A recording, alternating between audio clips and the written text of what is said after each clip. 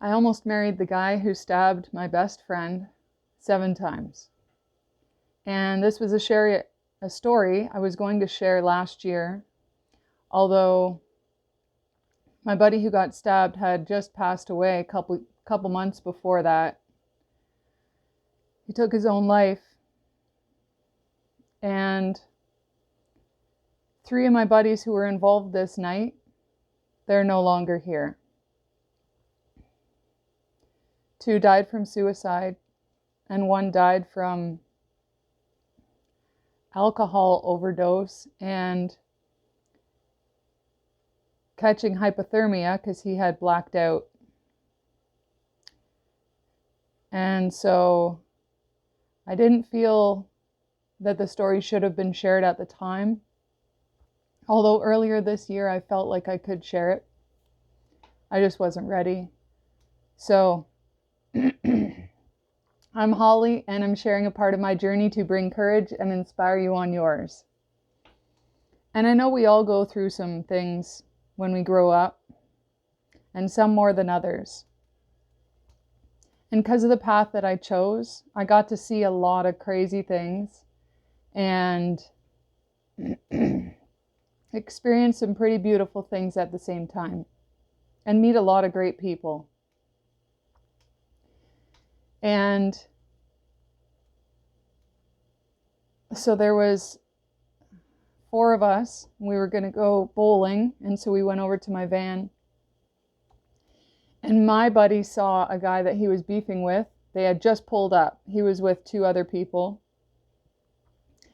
And I didn't know the other guy at the time. And we just let our buddies fight. That's what we used to do. So as long as everybody was good, it was like 1-on-1. Unless if I tried to step in the middle of it, because I tried to stop a lot of fights. I just wanted everybody to be happy. So my buddy runs over, and they're fighting, and the other guy ran away, and my buddy starts walking towards us, holding his wrist, and he's like, "You stabbed me. You stabbed me, MF, you stabbed me." And I ran over to him. And he's bleeding everywhere, and he's already woozy. And I grabbed him, and I yelled to the other guys that were with us. I was like, "Grab the sleeping bag in the back," because I had a sleeping bag in the back. I'm only like 18 at this time, okay? Grab the sleeping bag because there was the elastic on it. And so we get my buddy in the van, and I said, tie the elastic around his wrist. So we tied the elastic like right underneath where the one wound was. And I was like, hold his arm in the air. Got in my van, and we raced across town because we zoomed past the cop shop, running red lights, like all the way to the other side of town and to the hospital. Pull right up to Emerge, get out, and somebody had already called an ambulance. Well, we passed the ambulance on our way to the hospital, and so we get out, and of course statements are given and everything, and the doctor comes into the room that I'm in, and he's like, "You just saved your friend's life."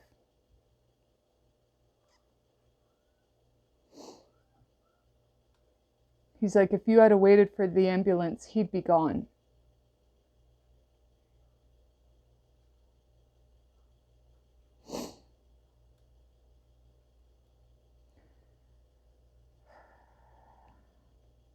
He was stabbed 7 times. In his wrist, twisted, right through his chest, like just missed his lung. That was only 2 of them. I gave the longest statement out of everybody, yet it gave no details.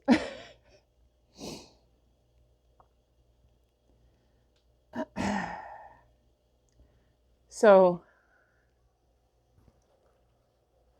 my buddy healed up. Life moved on. And at the time I was selling things. And he contacted me for some things. And I met him in a parking lot. my buddy who I just saved his life like a few months prior. I went to meet him. He grabbed my backpack and took off. And I was in shock. I froze. I could not move. It was like trying to process everything that had just happened.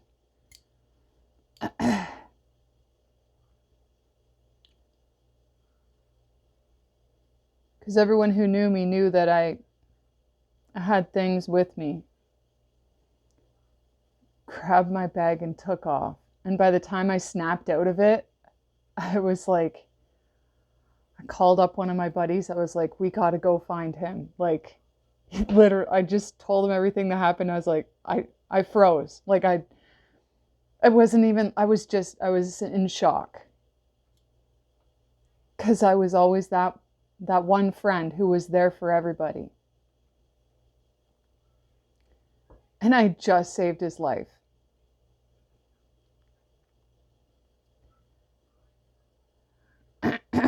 A little bit later, I received my backpack in the mail because it had my wallet in it. And he had put all these empty baggies in my backpack and my wallet. So I at least got my ID back. Like $5,000 gone.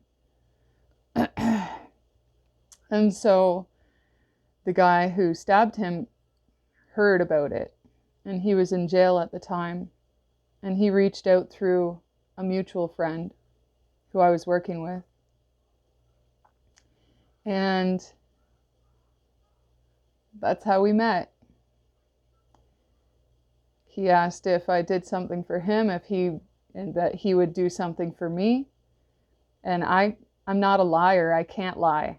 So I said no. I won't do that deal. And he respected that because I can't lie.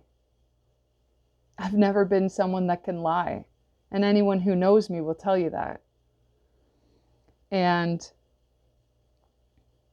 it was so crazy. It was so crazy.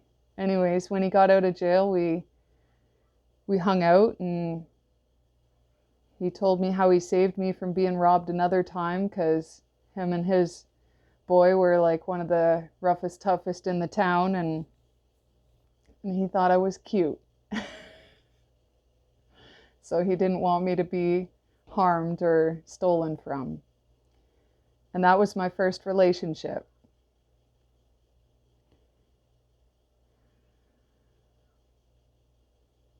It's funny, when I was cleaning all the blood out of my van, 18 years old, living with my parents, I'm cleaning all the blood out of my van, and my mom comes out because she keeps seeing me dump buckets of red water out of the van.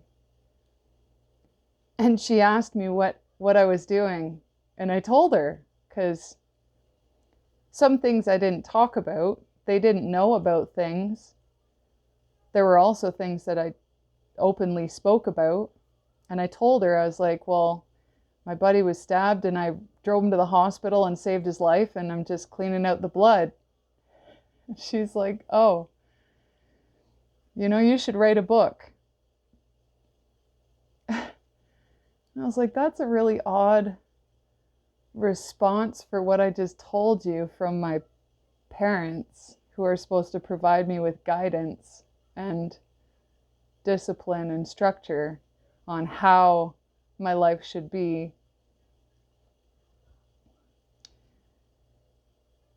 So I was dating this guy, and we were like best friends.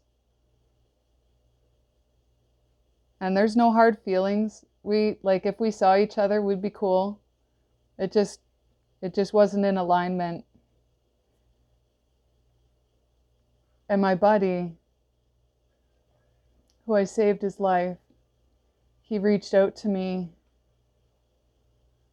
I don't know, what it had been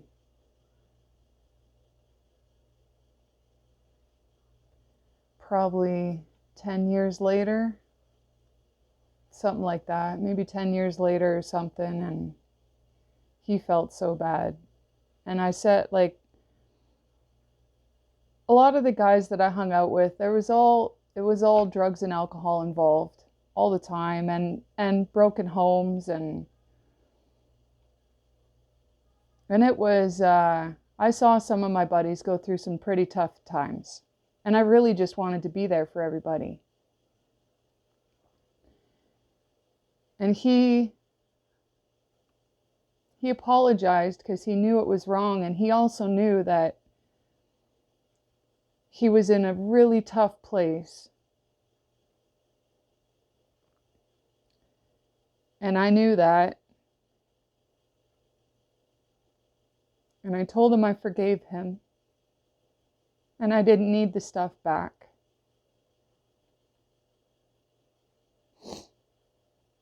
And there were things he did in his life that he just couldn't live with. And he left a daughter last year when he took his life.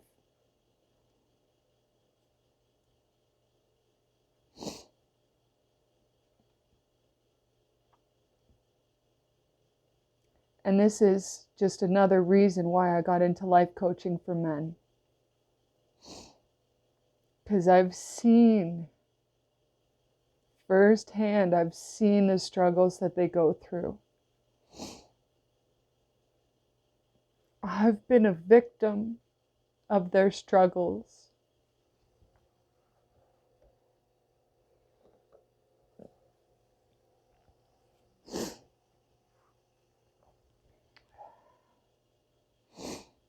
And for me, I've been okay with it because I'm strong enough to get through it. And I'm just grateful I no longer have to be that victim.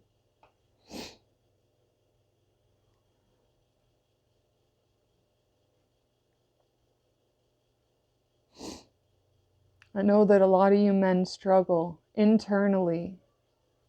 And you know, he could have came to me for help. If he needed money, he could have asked. I would have given it to him. That was who I was. I wanted everyone to succeed, no matter what that looked like in their own life.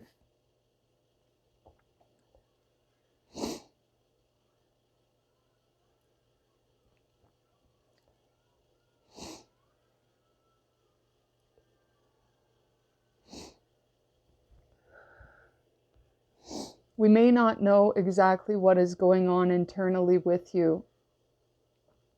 How are we ever going to be able to help unless you open up? You need to start taking accountability in your life and wanting better for you. You no longer have to sit with these challenges and struggles alone. There is support for you. Reach out if you need support. This is just a tiny part of my journey and how I've been there for these men along the way and how I've been victim because of the challenges and struggles that they weren't willing to ask anybody for help. You may not be able to go to your friends. There are different ways to find support, and I'm right here. Mwah. Bliss and healing to each and every one of you.